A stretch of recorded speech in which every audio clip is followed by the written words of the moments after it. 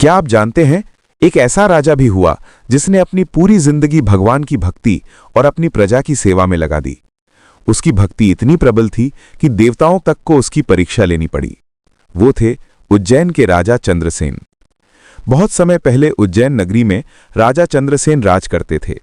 वे केवल एक वीर योद्धा ही नहीं, बल्कि भगवान शिव के परम भक्त भी थे।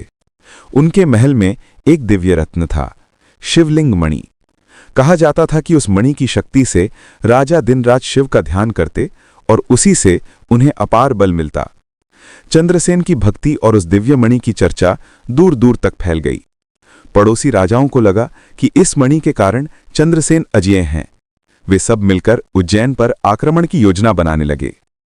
जब यह समाचार चंद्रसेन तक पहुंचा तो उन्होंने हथियार नहीं उठाए। उन्होंने शिवलिंग मणि के सामने बैठकर ध्यान लगाया और कहा, हे भोलेनाथ, अब मेरे राज्य और प्रजा की रक्षा केवल आप कर सकते हैं। उसी समय उज्जैन के आसपास के गांवों के साधारण ग्वाले भी भगवान शिव के भजन गाने लगे। उनमें से एक छोटे ग्वाले ने मिट्टी का शिवलिंग बनाकर पूजा शुरू कर दी। भगवान शिव उस भोलेपन और सच्चे प्रेम से इतने प्रसन्न हुए कि उन्होंने पूरे उज्जैन की रक्षा का वचन दिया। जब पड़ोसी राजा युद्ध के लिए उज्जैन पहुंचे तो अचानक आकाश से भीषण तूफान उठा। उनकी सेनाएं भयभीत हो गई और देखते ही देखते उनका आक्रमण विफल हो गया।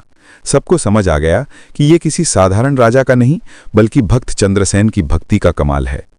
कहा जाता है कि उसी घटना के बाद उज्जैन में महाकालेश्वर ज्योतिर्लिंग की महिमा और बढ़ गई।